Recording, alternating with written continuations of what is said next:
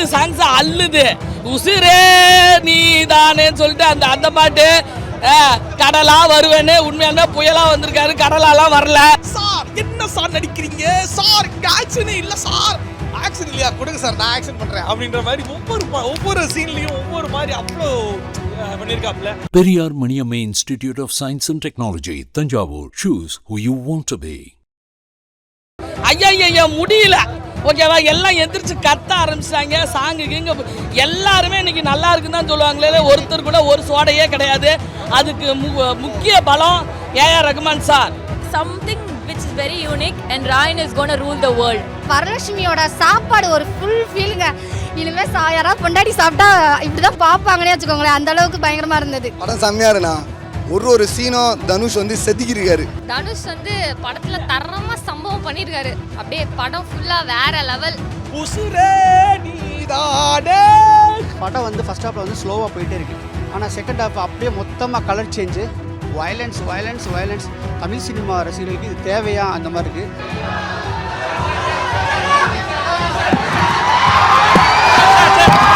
இன்னைக்கு மக்கள் கூட உட்காந்து படத்தை பார்க்கும்போது அவங்க கொடுத்த அந்த லவ், அந்த சப்போர்ட், இதெல்லாம் வந்து நான் மறக்கவே மாட்டேன். Thank you so much. Thank you so much. Thank you.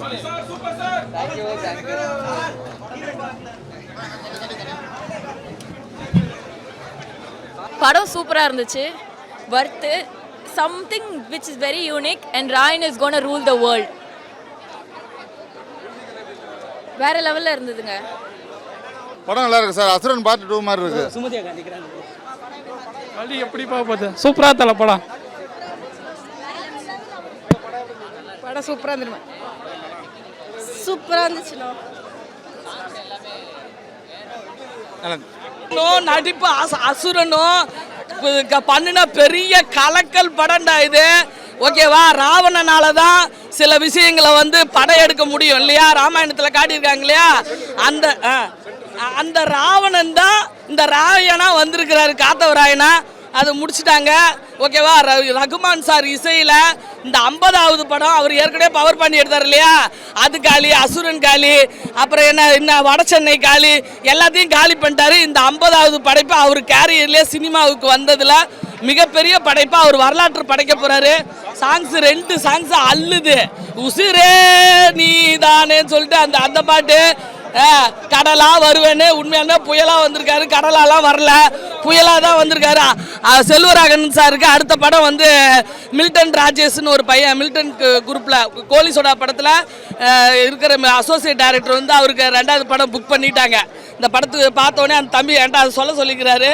Already வந்து சூப்பரு. அதாவது நல்லவனோட தாக்கத்தை வந்து செல்வராகன்ல வச்சுட்டாரு, கெட்டவனோட தாக்கத்தை வந்து நம்ம சூர்யா கிட்ட சூர்யாட்ட நடிப்பு அரக்கன்ட்ட வச்சிருக்கிறாரு. இந்த அசுரம் எல்லாத்தையும் காலி பண்ணி இந்த 50வது படம் எல்லா படத்தையும் ஓவர்டேக் பண்ணிட்டாரு. ஓகேவா, வேற ஃபைட்டெல்லாம் வேற லெவல் இருக்குது. 3 ஃபைட்டு ஐயா முடியல. ஓகேவா, எல்லாம் எந்திரிச்சு கத்த ஆரம்பிச்சிட்டாங்க. சாங்குக்கு எல்லாருமே இன்னைக்கு நல்லா இருக்குன்னு தான் சொல்லுவாங்களே, ஒருத்தர் கூட ஒரு சோடையே கிடையாது. அதுக்கு முக்கிய பலம் ஏஆர் ரகுமான் சார். ஓகேவா, 6 சிவனுக்கு அப்புறம் 7வது சிவனாக வந்து அவர் படைச்சு கொடுத்துருக்கிறாரு. ஓகேவா, அவங்க வீட்டில் 6 சிவன் இருக்கிறாரு. 7வது சிவன் இன்னையிலேருந்து ரகுமான் சார். அப்படி பட்டம் ஃபுல்லாக கப்பன்னு கீச்சம் எல்லாமே அள்ளுது. ஓகேங்களா, ஓகே. ஆக்டர் தனுஷ் இல்லைண்ணா, டைரக்டர் தனுஷ்ண்ணா. படம் பயங்கர வேற மாதிரி ப்ரோ. நான் எந்த படத்துலையுமே ஏதாவது ஒரு சின்ன மிஸ்டேக்ஸாவது இருக்கும்.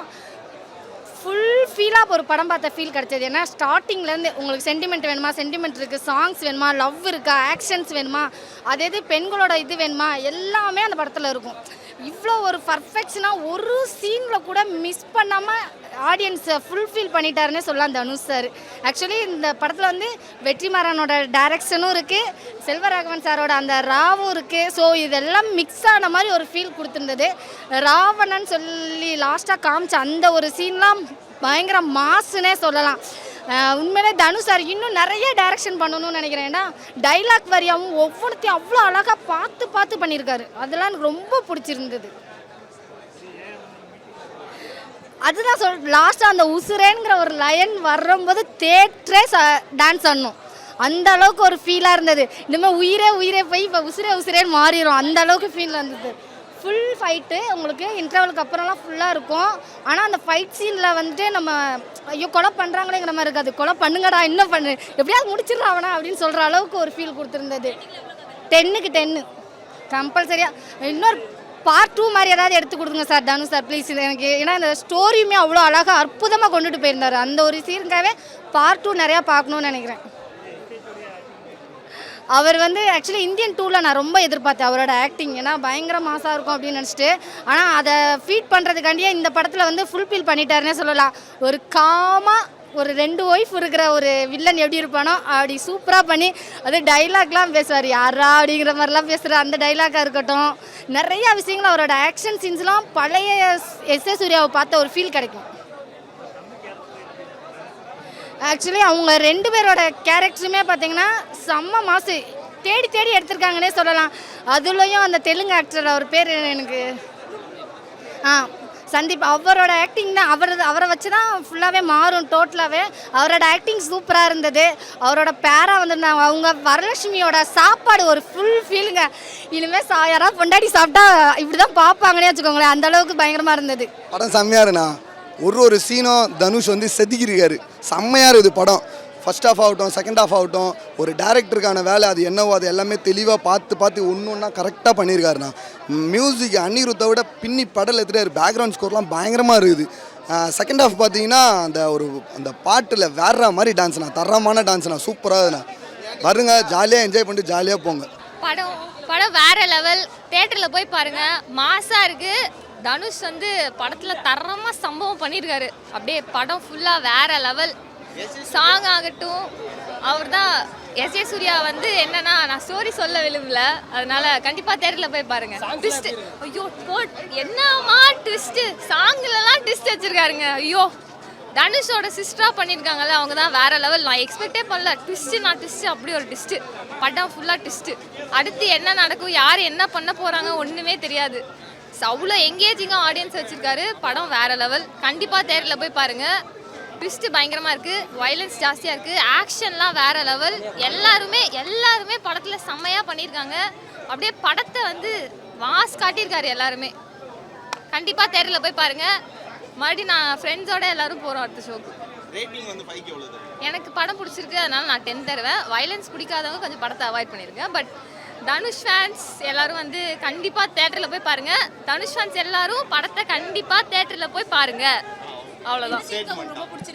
புரியல. எனக்கு படம் ஃபுல்லுமே பிடிச்சிருந்தது, நல்லா இருந்தது. படத்தில் காமெடிலாம் அங்கங்கே வந்து ஜோக்கெலாம் வச்சுருக்காரு, அதுவும் செம்மையாக இருக்கு. பிரகாஷ் ராஜ் வந்து சீன்ஸ் கம்மியாக தான் வராரு. அவர் வந்து ஒரு என்ன சொல்ல, ஒரு சைலண்ட்டாக நின்று இந்த சீன்ஸ் எல்லாம் வாட்ச் பண்ணி ப்ளே பண்ணுற ஒரு கேரக்டர் பேஸ்டான கேரக்டர். செல்வராகவன் சாருக்கும் வந்து ஒரு அந்த மாதிரி ஒரு கேரக்டர் பேஸ்டு ரோல் தான். ஸோ மெயின் வந்து அவங்க 4 பிரதர்ஸ், தனுஷ் வந்து 3 பிரதர்ஸ், ஒரு பண்ணிட்டேனா சாரி. இன்னொன்று வந்து அவர் படத்தை எப்படி ஆரம்பிச்சிருப்பாரோ அதே மாதிரி முடிச்சிருப்பாரு. 50வது படம் எப்படி இருக்குன்னு கேட்டால் என்ன சொல்கிறது, தலைவா பத்தலை தலைவா, எனக்கு பத்தலை தலைவா, எஸ்.ஏ. சூர்யா சொன்ன மாதிரி தான் தலைவா. அவ்வளோ வெறியாது தலைவா. படம் அவ்வளோ செமையாக இருக்குது, சூப்பராக இருக்குது, மாசாக இருக்குது. கண்டிப்பாக தெரியல, அதெல்லாம் பாருங்கள். More over S A. Surya sir, என்ன சார் நடிக்கிறீங்க சார், இங்கே ஆக்ஷனே இல்லை சார், ஆக்ஷன் இல்லையா, கொடுங்க சார் நான் ஆக்ஷன் பண்ணுறேன் அப்படின்ற மாதிரி ஒவ்வொரு சீன்லேயும் ஒவ்வொரு மாதிரி அவ்வளோ பண்ணியிருக்காப்புல. அண்ட் மோர் வந்து ரஹ்மான் உசுரே நீதானே இந்த மாதிரி தான் போயிட்டு இருந்துச்சு. அண்ட் மோரோவர் வந்துட்டு ஒவ்வொரு சீனுமே கூஸ் பம்ப்ஸு.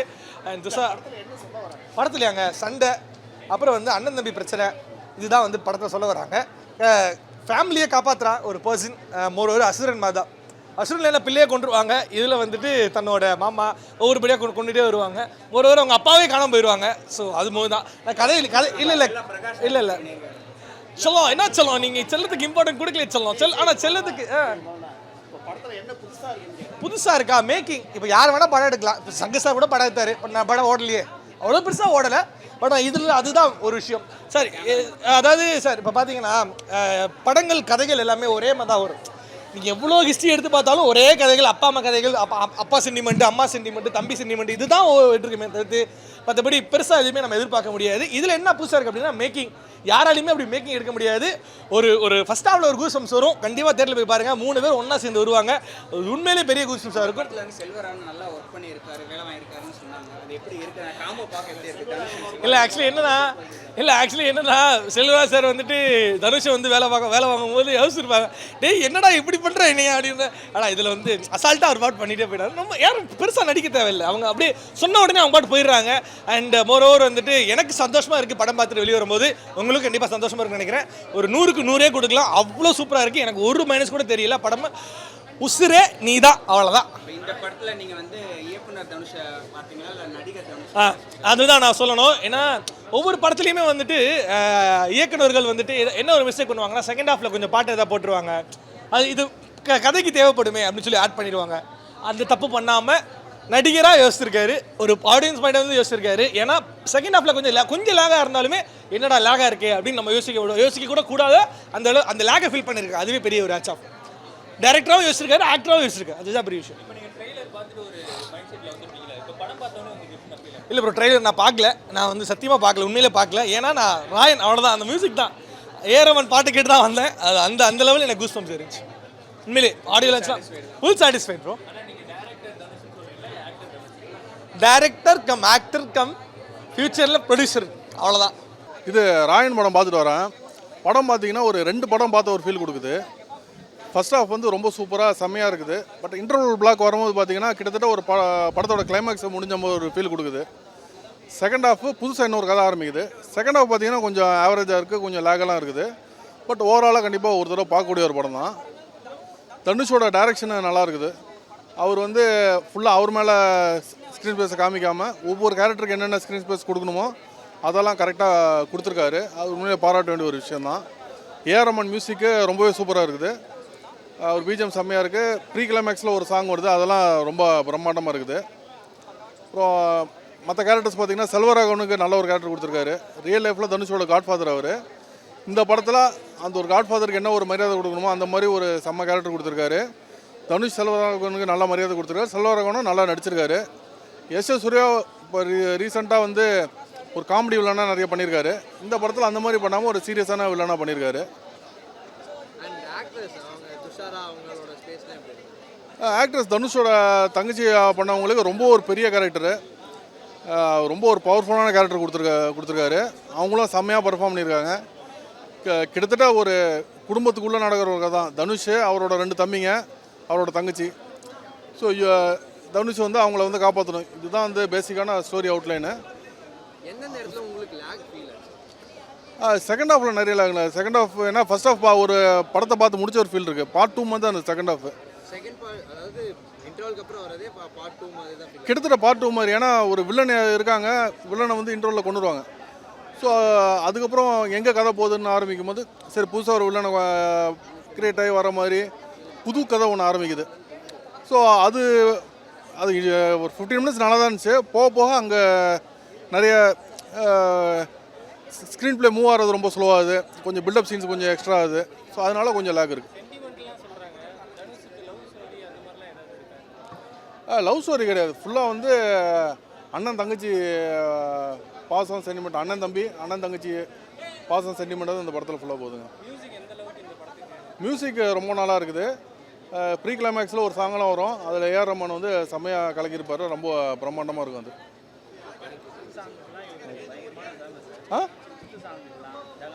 இது வந்து அந்த மாதிரி ஒரு படம் இல்லைங்க. இவர் தனுஷ் வந்து தேவையில்லாமல் இப்போ அவருக்கு என்னென்ன ஹிட் ஆகுமோ அதெல்லாம் உள்ளே திணிக்கலை.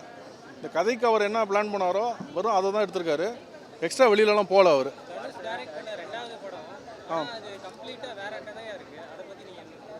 ஏன் அதே கதை எதிர்பார்க்குறீங்களா? இப்போ அவர் வந்து ஃபஸ்ட்டு வேறு ஜானரில் பண்ணார், இது வேறு ஜானர் பண்ணுறாரு. இது வந்து ஒரு மாஸ் ஹீரோக்கான ஒரு ஜானரு.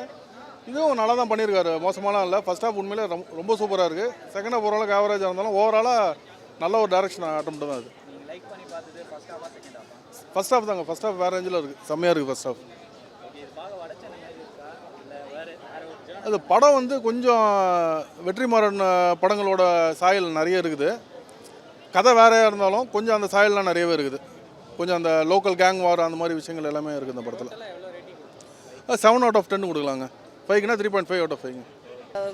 தனுஷ்து நம்ம டியோடைய 50th மூவி. ஸோ வேறு லெவலில் மாஸ் காமிச்சு போயிட்டுருக்கு. நல்லா இருக்கு. நீங்கள் எதனா கேட்கணுமா? நான் வட சென்னை அந்த மாதிரி இருக்கும்னு நினச்சி தான் போனோம். பட் அதை விடவே இதில் செம்மையாக இருந்துச்சு. அவருடைய டைரக்ஷன் வேறு லெவலில் இருக்குது. அவராலுமே எல்லாமே பண்ண முடியுன்றது இதில் காமிச்சிருக்காரு. ஸோ அதுதான். அவரே நம்பி அவர் கண்டிப்பாக அது சக்ஸஸ் பண்ணுவாருன்றது தெரியும் எல்லாருக்குமே. பட் உண்மையாக இதில் நான் தனுஷ் ஃபேனுன்றதுக்காக சொல்லலை, செம்மையாக எடுத்திருக்காரு. எல்லாருமே வந்து அவங்கவுங்க கேரக்டருக்கு ஏற்ற மாதிரியும் கரெக்டாகவும் நடிச்சிருக்காங்க. நல்லா இருக்கு. ஆமாம், செஞ்சிருக்காரு தான். ஆனால் பழி வாங்கியிருக்காருன்னு சொல்லலாம். பட் ஆனால் நல்லா அந்த மரியாதையும் தெரிஞ்சுது அவங்க 2 பேரோட ஆக்டிங்கில் அதில். ஸோ அதனால் ஏதோ ரொம்ப ஐயோ அவர் இருக்காருனாலே போதும், எல்லாருமே போய் பார்ப்பாங்க. பட் இந்த படத்துலேயும் வேறு லெவலில் அவர் நடிச்சிருக்காரு. அவர் பேசுகிறது எல்லாமே சூப்பராக இருக்கும். நல்லா இருக்கு. யாரையும் ரொம்ப நம்பக்கூடாதுன்னு சொல்ல வராங்க, சிம்பிளாக சொல்லணும்னா. அவ்வளோதான். தேங்க்யூ. தனுஷ் சாரோட ஒரு 50வது படம் ராயன். இந்த படத்தில் வந்து டைரக்ஷன் எப்படி இருக்குது, ஆக்டிங் எப்படி இருக்குது, மியூசிக் எப்படி இருக்குது, இதில் எது பெஸ்ட்டாக இருக்குது அப்படின்னு கேட்டிங்கன்னா நான் மியூசிக்கை தான் கண்டிப்பாக ஃபஸ்ட்டு சொல்லுவேன். கண்டிப்பாக மியூசிக்காக இந்த படத்தை வந்து பார்க்கலாம் அப்படின்னு சொல்லுவேன். ஏன்னா என்னை பொறுத்த வரைக்கும் மியூசிக் எனக்கு ரொம்ப இம்ப்ரெஸ் பண்ணிடுச்சு அப்படின்னு சொல்லுவேன். நான் ஏன்னா எந்த எக்ஸ்பெக்டேஷனும் இல்லாமல் தான் உள்ளே வந்தேன். ஆனால் நம்மள பெரிய எக்ஸ்பெக்டேஷன் இருந்துச்சு. அதை விட டபுள் ட்ரீட்டாகவே உள்ளே கொடுத்துருக்காரு அப்படின்னு சொல்லணும். நிறைய சீன் கூஸ் பம்ப்ஸ் இருந்துச்சுன்னா அதுக்கு காரணம் ஏஆர் ரஹ்மான் அவர்கள் தான். ஒரு டேரக்டராகவும் தனுஷ் சூப்பராக பண்ணியிருந்தார் அப்படின்னு சொல்லணும். ஏன்னா வந்து ஒரு டேரக்டர் அப்படின்னும் போது அவர் வந்து நினச்சா என்ன வேணால் பண்ணியிருக்கலாம். ஆனால் கூட இருக்க ஆர்டிஸ்ட் எல்லாருக்குமே வந்து ஒரு ப்ராப்பரான ரோல் தரணும் அப்படின்னு சொல்லிட்டு பண்ண விதம் நல்லா இருந்துச்சு. ஸ்டோரி வந்து ஒரு கன்வின்சிங்கான ஸ்டோரியா அப்படின்னு கேட்டிங்கன்னா மேபி கொஞ்சம் இல்லைன்னு தான் சொல்லுவேன் நான். பட் ஆனால் உங்களை வந்து எங்கேஜிங்காக வச்சிருந்தாங்களான்னு கேட்டால் எங்கேஜிங்காக வச்சிருந்தாங்கன்னு சொல்லுவேன். ரெண்டுக்கும் டிஃப்ரென்ஸ் இருக்குது. ஃபர்ஸ்ட் ஹாஃபில் கொஞ்சம் லேகு ஜம்ப்லாம் தெரியும். ஏன்னா இது வந்து கம்ப்ளீட்டாக வந்து ஃபேன்ஸ் என்ஜாய் பண்ணணும் அப்படின்றதுக்காக இவர் பண்ணது நல்லா தெரியுது. செகண்ட் ஹாஃப்க்கு மேலே கொஞ்சம் எங்கேஜிங்கான ஸ்டோரியாக அந்த கேங்ஸ்டர் மூவி மாதிரி கொண்டு போனது நல்லா இருந்துச்சு. ஆக்சுவலாக போலீஸ் கதாபாத்திரம் பெருசாக இல்லைனாலும் ஒரு சீனில் வந்து ஸ்கோர் பண்ணிட்டு போயிடுவார் பிரகாஷ் ராஜ் அவர்கள். மொத்தமாக பார்த்தீங்கன்னா தாராளமாக ஒரு தடவை பார்க்கலாம். வயலன்ஸ் மட்டும் அதிகமாக இருக்கும், அது மட்டும் பார்த்துக்கணும்.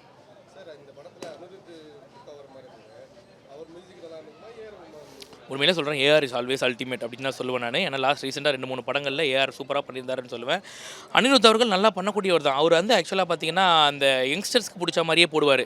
இந்த மாதிரி படங்களுக்கு அவர் கண்டிப்பாக பண்ணுவாரான்றது டவுட் தான். ஏன்னா இது வந்து சென்டிமெண்ட் போர்ஷன் கலந்த மாதிரி கொடுக்கணும். எனக்கு தெரிஞ்சு அவரோட படங்களில் சென்டிமெண்ட் போர்ஷனில் இல்லை, ஃபுல்லாகவே வந்து அந்த கதற விடுறது சிதற விடுறது அப்படி தான் பண்ணுவார் அவர். ஸோ இது வந்து ஏஆர் பண்ணது தான் ரொம்ப நல்லா இருந்துச்சுன்னு சொல்லுவேன் நான். பிரகாஷ் ராஜ் தான் 2-3 சீன் வருவார். வர 2-3 சீனுமே சூப்பராக ஸ்கோர் பண்ணிட்டு போயிடுவார். அவர் ஆக்சுவலாக என்னவா வராருன்றதை அவரே சொல்லிடுவார். அதே மாதிரி என்ன பண்ணணுமோ அதை கரெக்டாக பண்ணிட்டு போயிடுவார். நான் ஸ்பாய்லர் இல்லாமல் சொல்கிறேன், உள்ளே பாருங்கள், நல்லாயிருக்கும். அதே மாதிரி எஸ்ஜே சூர்யாவோட ஆக்டிங் பார்த்தீங்கன்னா அவரோட ஒரு கேங்ஸ்டர் அப்படின்னு சொல்கிறாங்க. ஆனால் அவர் எப்படி கேங்ஸ்டர் ஆனார் என்னன்றது கன்வின்சிங்காக இல்லை அந்த சீன் வந்து. ஆனால் அவர் அதுக்கப்புறம் அவரோட ஆக்டிங்கில் வந்து நம்ம அந்த லாஜிக் மிஸ்டேக்கை மறக்க வச்சிட்டார் அப்படின்னு தான் சொல்லணும். தனுஷோட 50வது படம் ரொம்ப எக்ஸ்பெக்ட் பண்ணி வந்தோம். படத்தில் என்ன பண்ணியிருக்க போகிறாங்கன்னு பார்த்தோம். ஏன்னா ஃபஸ்ட் படம் பார்த்தீங்கன்னா பாப்பாண்டி நல்ல romance feel good movie. So second movie எப்படி பண்ணியிருக்கான்னு பார்த்தோம்னா படம் வந்து ஃபஸ்ட் ஹாஃபில் வந்து ஸ்லோவாக போயிட்டே இருக்குது. ஆனால் செகண்ட் ஹாஃப் அப்படியே மொத்தமாக colour change, violence violence violence. Tamil cinema ரசிகர்களுக்கு இது தேவையா அந்த மாதிரி இருக்குது. அவ்வளோ மோசமான வயலன்ஸ். ஆனாலும் அந்த 5 பேர் ஓவர் கம் பண்ணி அந்த வயலன்ஸை தெரியாத அளவுக்கு கொண்டு வந்து 5 நடிப்பு அறக்காங்க. டி பிரதர்ஸ் 2 பேர், அதாவது தனுஷும் செல்வராகவன் சாரும் பக்கா பண்ணிட்டானுங்க. ஆக்டிங் வந்து வேறு லெவலில் பண்ணிட்டாங்க. ரெண்டாவது 3வது பார்த்தீங்கன்னா எஸ்ஜே சூர்யா சார், அவர் ஒரு நடிப்பாக இருக்க, அவருக்கு தீனி போட்டுருச்சு இந்த படம். 4வது வந்து துஷாரா விஜயன்னு சொல்லிட்டு ஒரு தங்கச்சி கேரக்டர், அந்த பொண்ணுக்கு இங்கேருந்து இவ்வளோ எனர்ஜி வந்துச்சோ சரி, படத்தை மாஸ் பண்ணிச்சு அந்த பொண்ணு. 5வது பார்த்தீங்கன்னா மியூசிக்கில் ஒரு அரக்கன் ஏஆர் ரஹ்மான் சார். படத்துக்கு பெரிய plus point AR Rahman sir. அடங்காதாசரா சாங்லாம் வந்து கூஸ்பம் மூமெண்ட்ஸு, அதோடு அப்படியே கிளைமேக்ஸ் கொண்டாந்து வச்சு நல்லபடியாக அனுப்பி விட்றாங்க. போய் போங்கடா அப்படின்னு சொல்லிட்டு.